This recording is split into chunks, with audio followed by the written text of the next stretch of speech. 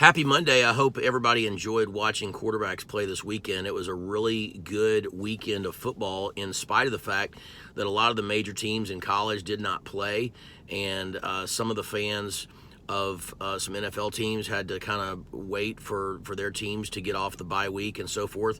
I want to get to the topic of the week, which is the back shoulder fade. But first, I just want to mention a few things that I observed over the weekend. I'm always watching Jeff Brom and Purdue.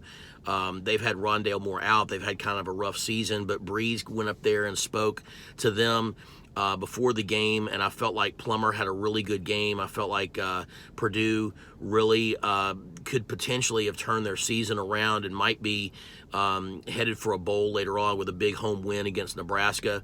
I thought that Oregon's quarterback, Herbert, had another really good week. Of course, Oregon's got athletes all over the field, but Herbert actually had a really nice fade ball to the end zone over the outside shoulder to get a big win over USC.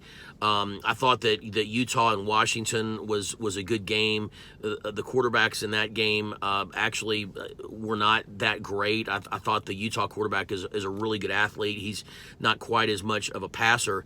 The biggest game probably in terms of ranked teams was the SEC East matchup between Georgia and Florida. And I thought that Trask and Fromm both did a great job. Not to take anything away from Fromm at all, but his offensive line is phenomenal.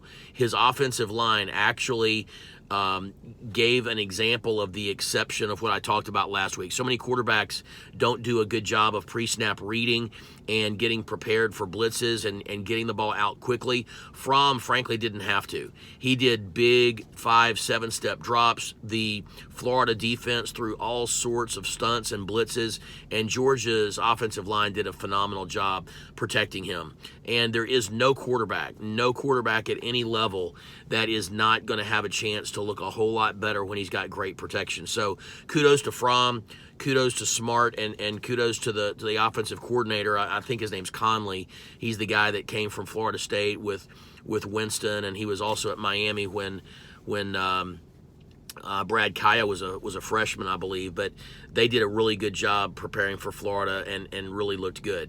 So the topic of the week is really about the game between SMU and Memphis, probably the most exciting game of the week. It's what the Big 12 used to look like, not to say that I'm a fan of bad defense, but at the same time, I am a fan of good offense, and both Sonny Dykes and Mike Norvell have always been very big on quick passes, spreading the field, tempo offense, putting pressure on the defense with a sense of urgency to really sort of take away a lot of their juice and a lot of their aggressiveness.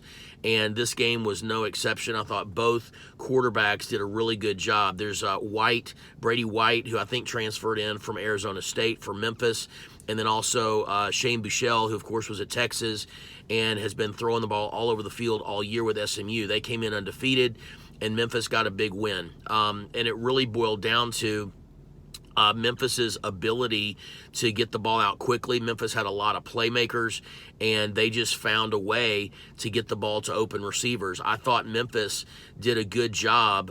Probably didn't do it that much more, but Memphis was able to run the ball pretty effectively with the spread, because I think SMU's defense just felt like they had to get guys out of the box to help with a quick pass game.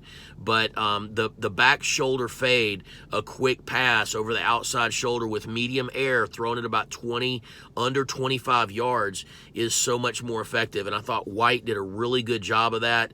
And that's just something that's really, really tough to stop. I think most of the time when coordinators call a fade route, or when quarterbacks think of throwing a go down the sidelines, they really think of it as a deep drop, throw the bomb, kind of step up in the pocket with a hitch step and throw the ball deep. And almost always that's going to enable the cornerback to get help over the top with the safety, and it's going to increase the chances of the defense being able to make a play on the ball. So